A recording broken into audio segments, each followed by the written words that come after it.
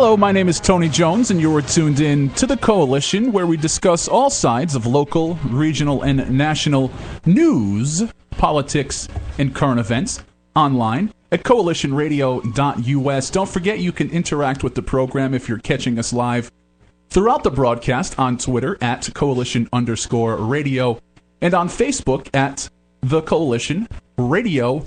And of course, don't forget to check out The Coalition on iTunes. With me in studio, my gracious and lovely co-host, Christine is here. Chris, good evening. Good evening, Tony. Especially lovely this evening is the P.O. taxpayer. P.O., good evening. Good evening. You look like you're having a rough week, P.O. You look like you have been ridden hard and put away wet. That would be that would put it mildly. I spent quality time in upstate New York this week. Now, for those amongst us in Little Rhodey, we often describe upstate New York as like Westchester County or, God forbid, Albany. I could see the St. Lawrence River from where I am. Now, for those of you who are graduates of the Rhode Island public school systems, that's north. Okay, so very, very, very north. Very, very, very, very north. And it really proves something to me. First of all, the outside temperature while I was driving my hardy little Ford Focus around the Great White North, if you will, was 14 below zero. Now, that's not some wimpy Giorgi factor. That's not some wind chill. That's not some invention by the Weather Channel. It was 14 degrees below zero. I can't even imagine what the wind chill was.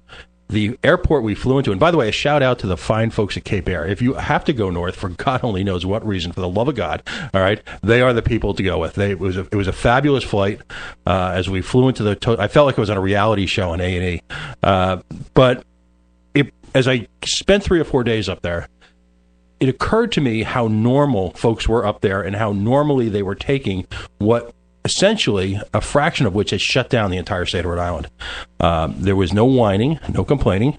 Children went to school. People worked. People went about their daily lives. They dressed warmly. They did not need to be told by the government how to dress.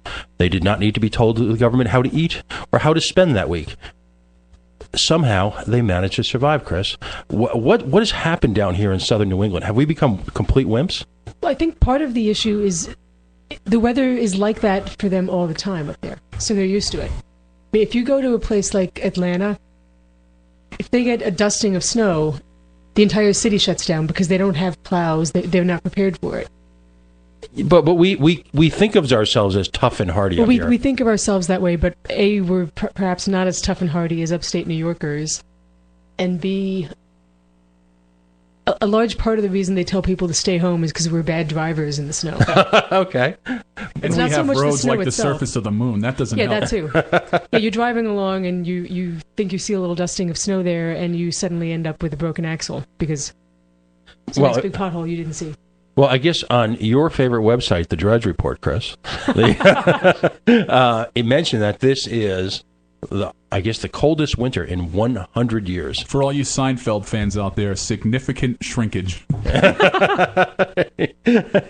And yes, it moved. But, I mean, the global warming haters instantly get on and can't wait to prove, what was it, one person who came up with this called it cold weather porn. In a sense, every time the weather would get a little bit colder, the climate change people, or the anti-climate change people, would get up and make the same Al Gore jokes that we've been listening to for 10 years now. Right. Do they, and I have a very mixed opinion about the whole climate change argument. I do believe, though, that we put too much carbon dioxide into the air, and I think that has an effect on the environment. I think we can all agree on that. Right. But do you think at this point the obsession with global warming ruined the potential for a legitimate argument about climate change?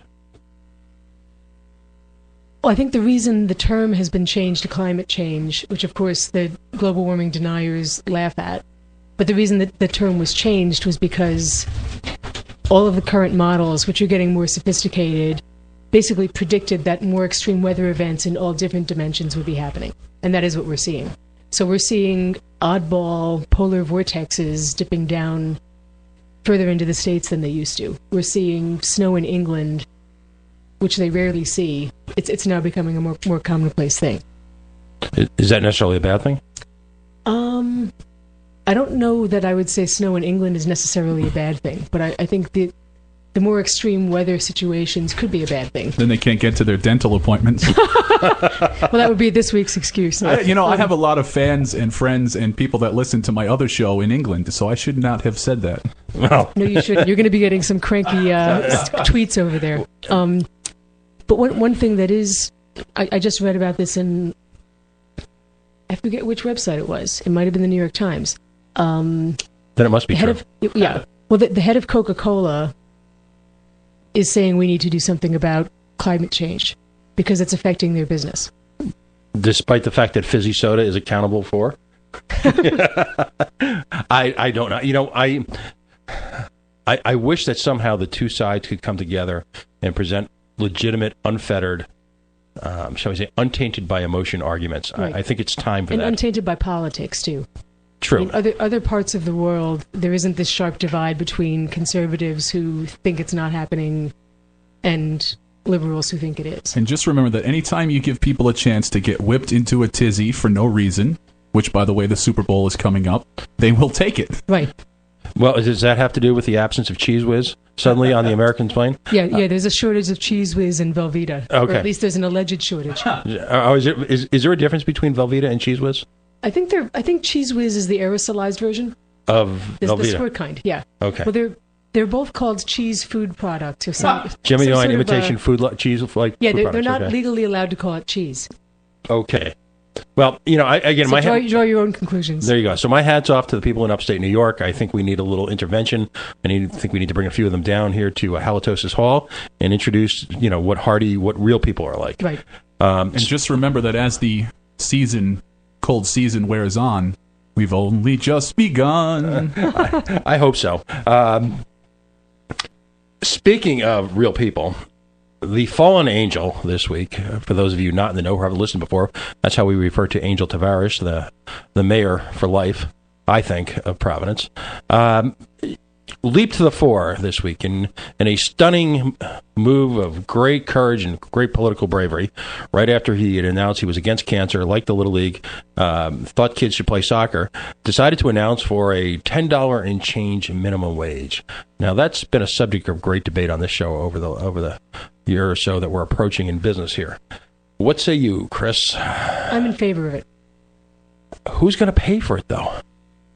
Let me throw this out there. Much is made in the minimum wage movement of the fact that, large corporations like Walmart are seemingly being subsidized by food stamps. Well, not seemingly. They actually are being subsidized. Oh, by okay. food Well, stamps. there you go again with It's not- absolutes. There's nothing seemingly about it. Okay. It's been proven. All right. So Walmart employees, even in a state like Rhode Island, accounts for probably, 1% of the employment base. Which, by the way, their percentage of employment is growing every month as we lose more and more jobs. All right. But predominantly, Rhode Island is a small, when I say closely held business, where you've got one or two individuals who are the owners, primarily under 50 employees. If you raise the wage significantly like that, there's two ways that the business can account for it. Number one, they can either raise prices, or number two, they can employ people for less amounts of time. Usually it's some combination of the two. Now, coincidentally, this week, we had unemployment figures released. Newsflash, Rhode Island lost more jobs on an absolute basis, and I think the only measurement that matters is how many jobs there are. I think anything else is a complete perversion of statistics. Newsflash, Massachusetts, unemployment dropped and gained 5 digits worth of jobs. So if you raise minimum wage, which again, we all agree people need to, human potential should be realized fully. We need to pay people, people should be living well. It gives no one pleasure, well, except a few, but it gives no one pleasure to see people living in poverty. But ultimately, if the net result is to drive out what few businesses are left, understand if we raise the minimum wage so that it's 15% higher than Massachusetts, who has a 1% lower sales tax, what's going to be left of the type of low skill retail like minimum wage jobs that are available? What's left is going to continue to move north. So if we're, the proverbial cutting off our nose to spite our face, if we're cutting employment, we can say, boy, we showed them you had the potential to make more money, but you're not now. What do we prove, Chris? Well, typically, minimum wage increases have not led to mass waves of unemployment. The unemployment we're seeing now isn't related to a minimum wage increase. It's related to other market forces. I would like very much for our governments to actually be paying more attention to the other market forces, to be looking at Massachusetts and figuring out what Massachusetts is doing correctly in the overall business sense. Mm-hmm. How are they nurturing businesses? How are they keeping their economy working? What are they doing that we're not? Well, and why? I feel that the minimum wage increase would be blamed for things that it's not responsible for. Perhaps. I mean, you'll see both sides of the issue, marginalize it and at the same time politicize it. But if you make doing business more expensive, which arguably, I mean, there's no question, you pay more people, it's more expensive. On a declining employment base in an economy that's not only stalled, it's disintegrating before our eyes, how is that a win for the people who live here? No, I'd rather see business taxes on property, other business taxes be lowered to enable people to put more money in their employees' pockets. You know, about a month or two ago, we had Mike Stenhouse here, and who continually argues for the 0% sales tax, which we can all agree, you know, whether you're left or right, progressive right or center, is the most regressive tax other than gambling here in Rhode Island.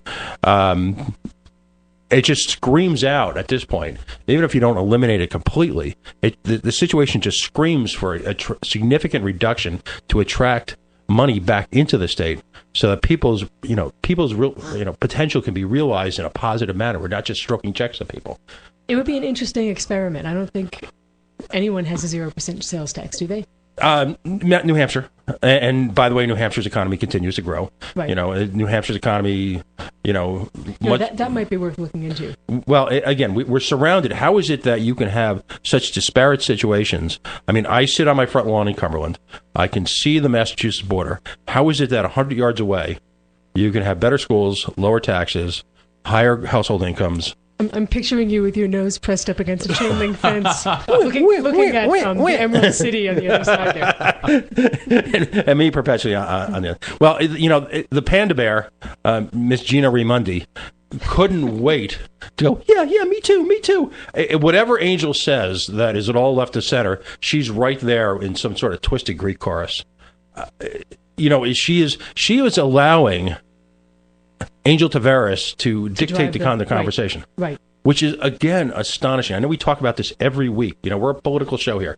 This is the area of focus, the gubernatorial. Even though other You're just mad because she hasn't made you any cookies yet. Let's face it. All these cookies on your Facebook page, and you haven't gotten one yet. I ain't getting none. I don't think it's going to happen at this point.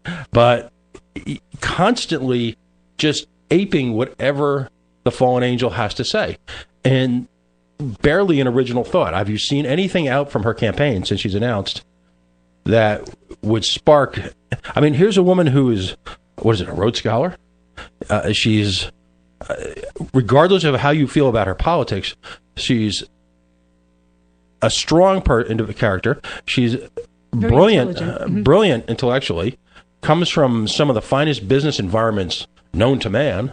And yet we see nothing in terms of innovation from her other than stock, hardcore Democratic Party programs, none of which have ever worked anywhere at any time. It's like a friend of mine on the radio says, let's double down on stupid. Let's look at the same mistakes we're making, the same mistakes that brought us to this point, and we clearly haven't done enough of that. So let's do some more. So if there's anybody out there listening from the Raimondi campaign, how about mixing in an original thought or not just standing there being a chorus for the opposition candidates? Or at least switch up the menu. Right. There you go. Yeah, let's see a bunt cake. Well, this week, very, very excited to have our guest in.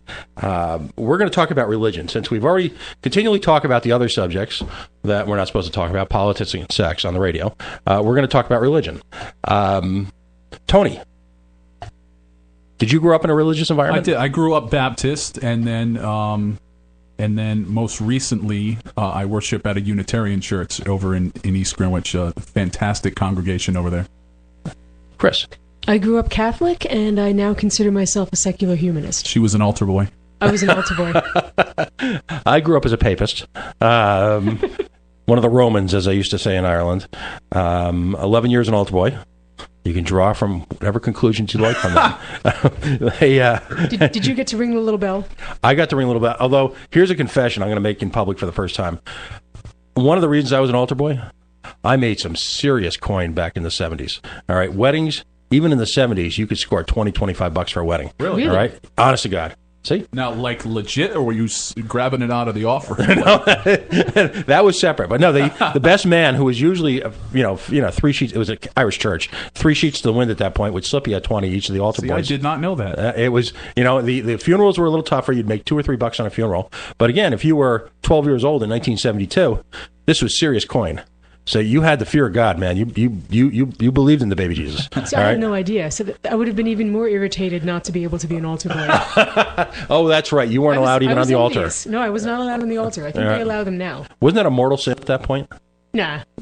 Yeah, the church I belonged to, that was a mortal sin. You were going. You must have been to a hardcore Irish. Yeah, absolutely. My sister married a Methodist, which in 1969, where she met him in 73, you needed a papal dispensation, right, to marry someone. So I'll never forget, as a 13-year-old, my father was confronted by the parish priest who said, "Oh, Patrick, are you disappointed your daughter didn't marry one of the faith?" Huh. My father looks him square in the eyes, and I'll never forget this. It's been 40 years. Well, he's not Irish, but we love him anyway. And that was my first taste of a religious rebellion. So I'm a practicing Methodist. I believe in God as I become adopted more of the beliefs of Ayn Rand. I don't know if I could call myself secular because I do believe in a deity. However, I can increasingly throw off the shackles of religion and all its constrictions and its politics and its money raising and its obsession with political power here in this. So I say all of that because I want us to have an open conversation with our guest. We've got with us Stephen Ahlquist. Now, as I've remarked consistently on this show, we are an outrage porn-free zone. So we don't discuss Christmas trees, and what else do we not discuss? Prayer banners. Right. So we are striking that from the conversation. That's old news. It's been beaten to death. Although I've always wanted to say on the radio to Stephen, do you know that on the dollar bill they say, "In God we trust"? I have heard that, yes. Well, Stephen comes to us with quite a pedigree. In your official bio, you're a writer, an artist, an activist in Providence, Rhode Island. You're a founder and president of the Humanists of Rhode Island. As an activist, you work in the areas of human rights, church-state separation, and freedom of conscience. You're a regular contributor to progressive blog, rifuture.com. We're hoping that you're going to join us, and because I've read a lot of your stuff. It's great stuff. It's thought-provoking. I hope today will be, but we want you to contribute to our website. What's our blog, Tony? Coalitionradio.us. Clearly, and I'm going to turn the mic over to you in a second, but clearly you gained, I would say, a pretty heady mix of fame and with a touch of notoriety based on the events of a few years ago. Mm-hmm. Hopefully we've moved on to that. But to give us your definition of a humanist. For me, I focus on 4 values, which are reason, compassion, optimism, and action. And I look at that as a basis for what I do. My group does not believe in God. We consider ourselves atheists, or at least atheists in a sense that we don't live our lives as if there is no God. Atheist without God, literally. And so as a secular humanist, I think that the government should be secular, providing a platform for everybody to have whatever beliefs they want. What was your upbringing? I was born Catholic. I was raised Catholic. My father was a Baptist, but I was raised Catholic. And at what point was there one seminal event in your life that actually that started this move in your life? Not really. I had 2 brothers. We talked a lot. We read comics. We watched TV, and as we talked about stuff, we kind of started to think that, myths that we read, like Greek myths and Norse myths, were pretty much similar to what we were seeing in the Bible and seeing in church, and we kind of came to the conclusion together that it was probably all myth. What do you see as the role of religion in society as it's used right now? Well, I would like to see less of it. I don't know that it has a great role. I think too often it leads to division. Too often it leads into people doing terrible things. There are times when it can do some positive things, But those positive things, I think, are given religion. In those times, religion is given too much credit. I think people inherently are basically decent, despite the fact that Christianity tells you that people are inherently flawed and sinful. I don't think that's true. And I think what we do when we do good things, we think, well, I did that because of religion. I think we did it in spite of religion. I also think people are better than their religions as a whole. In another part of my life, and when I was in sophomore in high school, we took our world cultures class, and it was the first time I was presented with the notion that religion existed as a way to create order in society and to create a sense of ethics and ethos. Right. That's a remarkably gentle way of putting it. Is that still important? I don't know that religion has ever been a way of bringing order to society. I think we've kind of ritualized certain things that are in society. For instance, we look at like other animals and they can treat each other well, or they can have tribal affiliations, or they can do certain things. Humans can do that too, but as we started to get more intelligent and put labels on it, we started to think in terms of religion. And we started to think, well, where do these things come from? Where do these ideas of being nice to each other come from?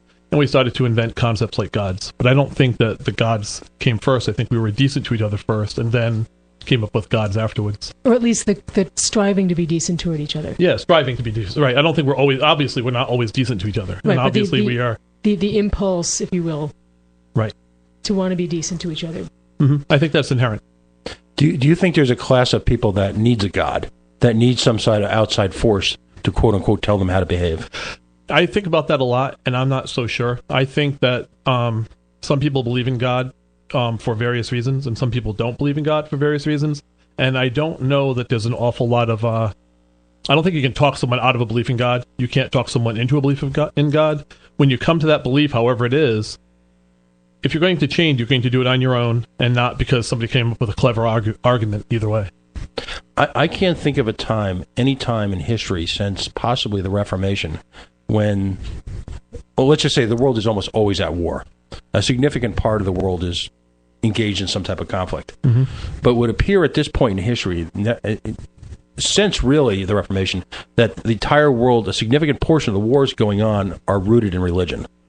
It seems that way, although I have read statistics that say that most wars are not religious-based. I think a lot of religious strife, there's a lot of religious strife in the world, and I see it in the Iran and Iraq, the Shiite and the Sunnis and stuff like that, and we're seeing Buddhists killing Muslims now. Right. So, yeah, there's an awful lot of religious hatred, but I don't know if that translates into full war. I think wars are still basically economic and political in nature more than religious, but well, a lot of these religious wars are actually ethnic wars too. Mm-hmm. Ethnicity is a big deal, right? The dividing line happens to lie along both. So then would the absence of any religion at all, do you think, mitigate the current circumstances we're in? I think it would slightly decrease, but I don't think it would eliminate most of the wars. I think if we were to wave a wand and make religion disappear, I think there would still be a lot of war in the world. Well, I think religion is often the excuse that's used as opposed to the reason for it. Right. I think that's true. So you think religion, in a sense, gives folks a banner under which to operate? And it gives them a reason to excuse themselves and to forgive themselves for the atrocities they commit during war. Right. Or to use that to rally their troops. Mm-hmm. These people are our enemies because they believe something outrageous. Right. When in actual fact, it's got more to do with property for the 1%. Right. We even used that in the lead up to the Gulf, the recent Iraq war, where Bush was talking about words like crusade at first. Right. He was using those kind of loaded theological terms to get America all gemmed up until he was called on it, and then all of a sudden crusade was off the books, because we don't actually want to commit crusade against Islam. We want to, remove Saddam Hussein from power. So tell us about then your organization here in Rhode Island. We've got about 5 minutes before the break, but okay. Your organization here in Rhode Island, and what other folks you're working with, and how you've evolved in terms of your thinking on Sure. local issues. Well, when we first started, my focus was going to be on doing service projects, which is stuff like working with Habitat for Humanity, or working with doing cleanups and that kind of stuff. And then on the other side would be our political stuff, and our political stuff would be working for church-state separation and human rights issues, and that means going down to the State House and speaking on certain bills. It means we've joined some coalitions We joined a reproductive rights coalition so that we can ensure that women have the right to safe and legal abortions. And we've come out with we're working with other coalitions. We've even worked with some interfaith coalitions as well. And the reason we do the two-pronged attack, I think, is because many people look at a group like ours and say, well, I know plenty of religious people who put their money where their mouth is, and they do plenty of good in this society, but your group, all they do is complain, and I didn't want to be a group that just complained. I wanted to be a group that demonstrated our values through action, which is one of the reasons I put action in our 4 primary values. We want to be an active group that does things that we see as helping to better society. Do you think some of the good you do gets lost in the what we call the outrage porn of Rhode Island media? Yeah, that does happen. And I can put out a press release saying that we're doing a highway cleanup, and nobody will show up and nobody covers it. I can put out a thing that we're going to the State House to argue against a a choose life license plate bill, and that will get plenty of attention. And so, yes, I think that people would rather be outraged by us than see us as working with, not against, the interests of Rhode Island. So are you saying then that there are Rhode Island politicians who use outrage against your organization as political cover for their inaction on other events? Perish the thought. That could be. When I went and spoke on marriage equality, I had a senator respond to my brief 3-minute, whatever you call it, testimony with 20 minutes of Bible readings and outrage. And that was quite surprising to me. But he went on for quite a while, actually read the Bible to me while I was sitting in the Senate. Interesting. And did you remember who the senator was? It was Senator Metz. Senator Metz. Yeah, okay. Providence. So his entire argument against it was not secular. It had to do with the notion that religious law should rule the state? Yeah, that seemed to be where he was coming from, that his interpretation of the New Testament, the Bible, should be where we base our laws, which was, I thought, completely contrary to anything that I would like to see our state doing. Well, in the next segment, we are going to touch on the whole notion of the deists in terms of the Founding Fathers and, the notion of rights granted to the individual by God and, as part of our fundamental publications, and, in this country. But as we've evolved out of sort of the early, crisis du jour stage from, say, 1.5 to 2 years ago, do you see a growth in acceptance in terms of the theory, at least at the higher levels of Rhode Island government, or is folks still overwhelmingly, quote unquote, we're the most Catholic religious state in the country? I think we're starting to make a dent in that viewpoint, that we're the most Catholic state and that there isn't a secular, humanist, and neutral outlook to the way we should be dealing with religious issues in the state. Interesting. Absolutely. What I enjoyed was you wrote a piece, or you were involved in a piece about the Knights of Columbus here in Rhode Island. I find it, as someone who likes to skewer gourds, I find it continually amusing that, on one hand, we'll portray ourselves as an overwhelmingly Catholic state. Right. And one has to question then how the Catholic Church feels about being overwhelmingly capitalist when we fund our state significantly by gambling. Prostitution is rampant. A significant industry in this state is adult entertainment. Political corruption, we are amongst the worst in the nation, and yet at the same token, we're overwhelmingly Catholic. How do those jive, Chris? I'm at a loss. They don't really jive. I think the Catholic leadership in the state likes to think of us as being majority Catholic, but a lot of people are Catholic in name only these days, for starters. And for seconds, the Catholic leadership is very focused on a narrow range of issues and isn't looking at things like the fact that we're dependent on gambling money, or the fact that we've got this massive adult entertainment industry. I don't remember, I don't follow everything that gets said by the bishop, but I don't remember him really making those signature issues. I remember I had an opportunity through the miracle of talk radio to question his predecessor briefly, because as I will always say, our talk radio is Rhode Island's town hall. It's one of the few places where the ham and eggers like myself get to question the high and mighty. And when I asked about the lottery, because as a Methodist and as a Protestant, that's a huge issue for us. We take gambling very, very seriously. We see it in all its inherent evils, both on a moral and a practical basis. When he told me he wasn't that concerned about that, I was left somewhat astonished. Now, someone like that, you get one question. You don't get follow-ups like you do here on Rhode Island's town hall, the coalition. So I would love the opportunity, if anyone out there listens, to have someone in the Catholic religion, the superstructure, if you will, that shadow government for Rhode Island. Because as you point out, how many active members of the Knights of Columbus are in the legislature? I forget the exact number, but I think there was 4 in the Senate or 3 in the Senate and 4. It was like 7 or 8. Right, and a couple of them had been Grand Poobah, Grand Knight, Chief Water Buffaloes. Yeah, so we're to believe that there's this, overwhelming religious sense of sanctimony about Rhode Island politics. Yet at the same time, we see the results. Right. We're about halfway through the show, which means we need to take a quick break. Big thanks to everybody checking in on Twitter at Coalition_radio and on Facebook, facebook.com/The Coalition Radio. CoalitionRadio.us. We'll have more with our in-studio guest, Steve Alquist, after the break.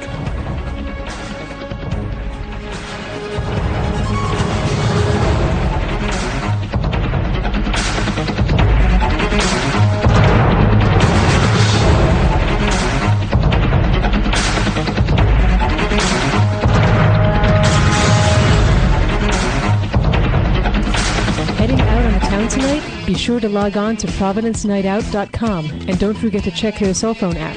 That's ProvidenceNightOut.com. Hello, my name is Jim Gray, and I am a judge of the Superior Court in California and a former federal prosecutor in Los Angeles. I would like to talk to you for a moment about marijuana. Did you know that since the federal government first banned marijuana in 1937, usage in this country has actually gone up by about 4,000%? Or did you know that in the Netherlands, where adults are allowed to possess small amounts of marijuana and buy it from government-regulated businesses, fewer adults and fewer teenagers smoke marijuana than here in our country? Or that an American is arrested on marijuana charges every 38 seconds? If you are wondering if any of this makes sense, you are not alone. To find out more, contact the Marijuana Policy Project at 1-877-JOIN-MPP or visit them on the web at mpp.org. Thank you, and good luck to us all. Hey everybody, it's Tony Jones. When I'm not here yakking about politics, I spin records. That's right, if you like good old-fashioned rock and roll radio the way God intended it to be, then tune in to The Tony Jones Show. The information's online at tonyjones.org. That's tonyjones.org. I found a picture of you. 13 Folds is your definitive source for cannabis culture, with a print magazine, radio show, live events, and so much more. Check them out online at 13folds.com. That's the number 13, FOLDS.com.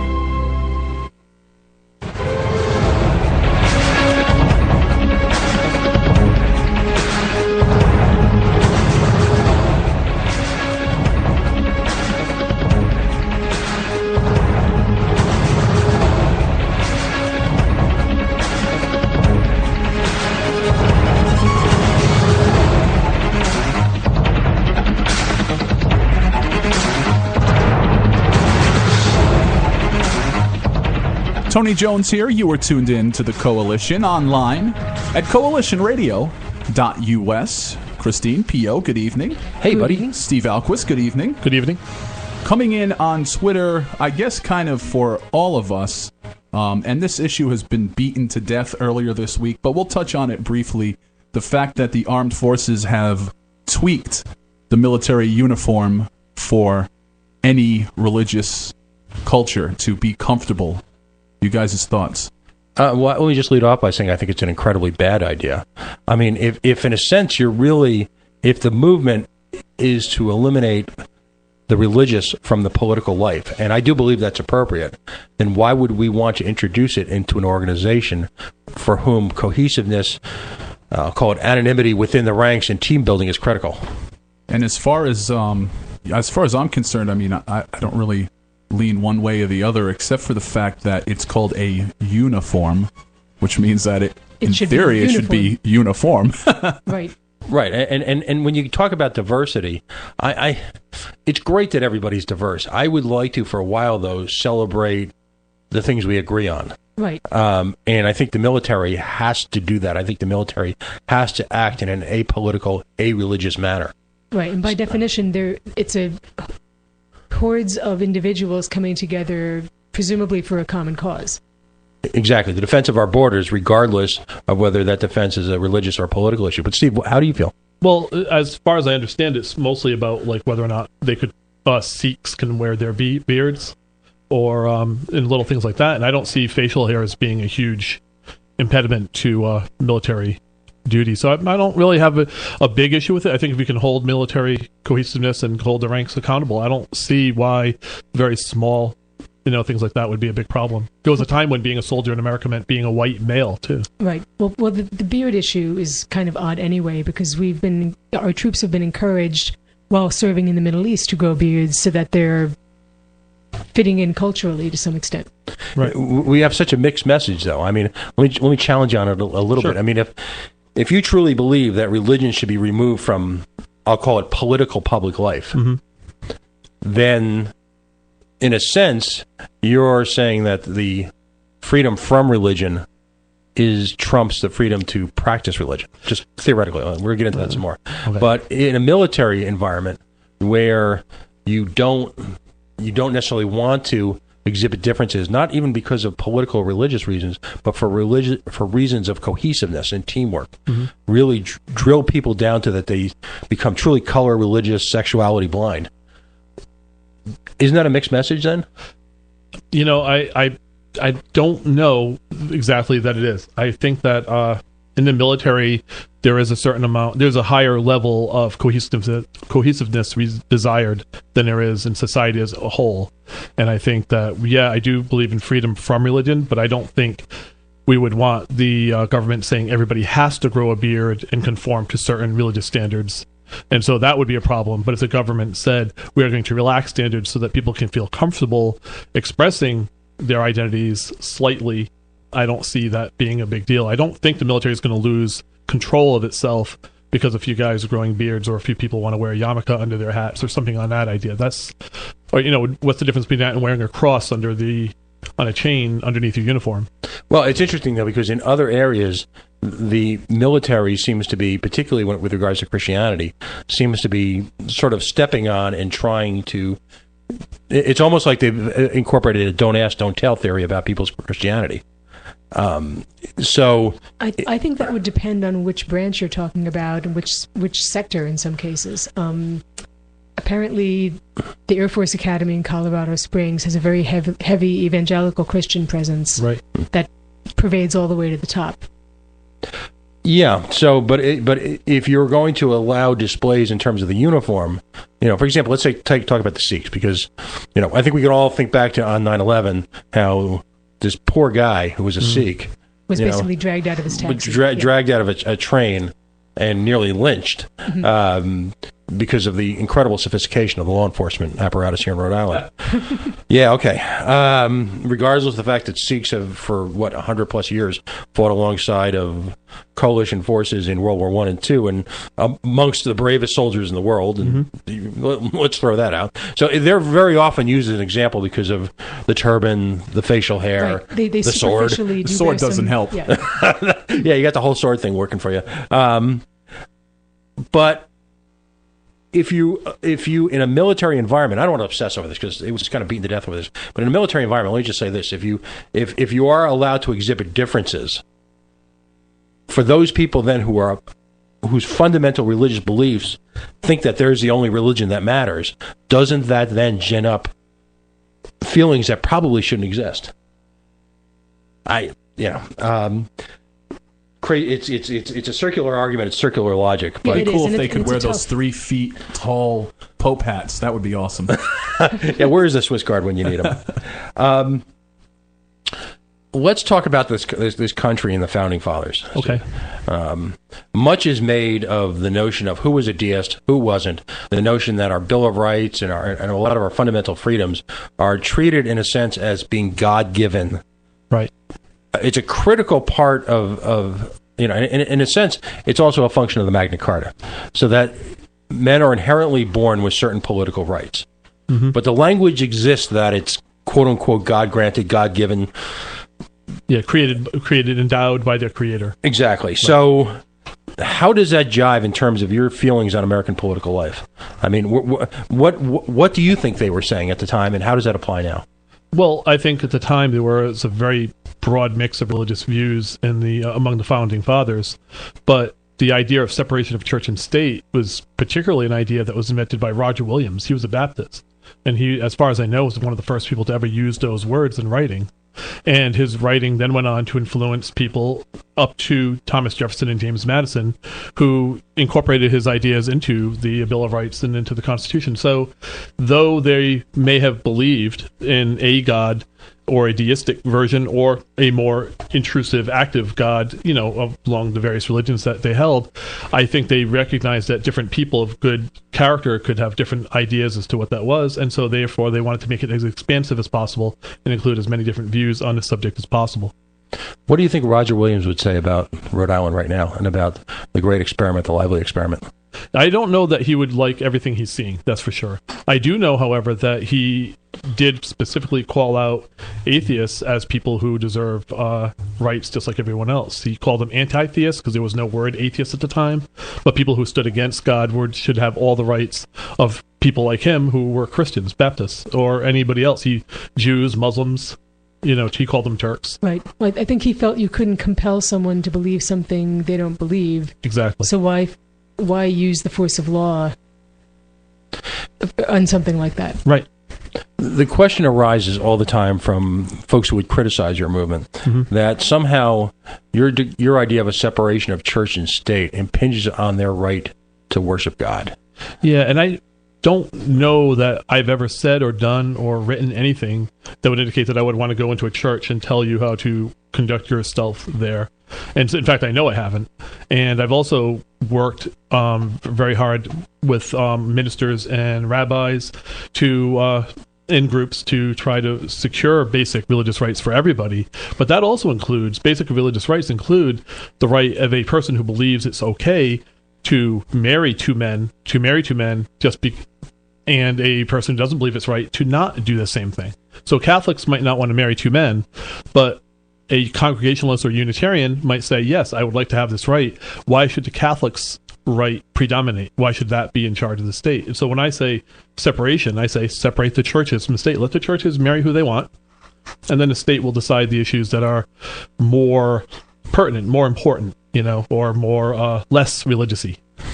One of our constant discussions here is the notion that libertarians and folks who are legitimately green and progressive agree on so many things, more than we'd ever believe, and yet at the same time have vastly different ways to get there. Libertarians embrace the notion that government should be out of the marriage business, right, that it should be limited strictly to a contractual property arrangement, and then you are free to imbue it with any religious connotations you might want separate of that contract, all right, in your own private religious tradition. What say you? Well, I think there was a time when that view could have predominated, and I think had the religious right in this country been smart, they could have gone and said that there is no such thing as marriage in civil law. There is only civil unions in civil law, and that marriage would be the prescription of only churches. But they fought hard for the concept of marriage to be in civil law because they wanted to hold on to a certain amount of religious language in our law. So they fought hard for marriage to be a religious term that was encoded in law so they could say, see, church and state are not separate. But what has happened instead is that they've lost marriage to the civil process. Marriage is now a civil thing, and you can bless it. You can do all sorts of things with your religion to make it something more or religious. But in essence, you're absolutely right. Marriage is no more than a contractual arrangement between two people. One that is constantly broken, by the way. Well, true. Yes, it is. But at the same time, I think we've amended that, right? Because we have contract law that says you can marry two people together, and then at a certain point they can separate as well. And the separation follows certain types of law and ways that the property will be divided upon the dissolvement of the marriage. Interesting. Yeah. There's a organization based in the Midwest. I believe it's Wisconsin. The Freedom from Religion. I know them. Yes. Okay. There's a feeling, let me throw a couple things at you. The first one is there's a feeling amongst Christians, particularly members of the Christian right, that these folks are almost on a reverse witch hunt, that they seemingly, and I know you're not part of that organization, Right. but just I'd be interested in your comments, that they seem to be targeting a variety of long-held, yet I'll call it statistically insignificant crosses, memorializations, basic functions. When they talked about, Catholicism in the 13th, 14th century, they talked about how religious folks would obsess over how many angels you could fit on a pinhead. Right. And the bizarre, the innocuous and the bizarre. Is that organization, or organizations like that, I should say, seemingly diffusing their issue by obsessing over monuments, or do you think that's a valid, critical point to draw in the sand? As far as monuments go, it's not a critical point, but it certainly is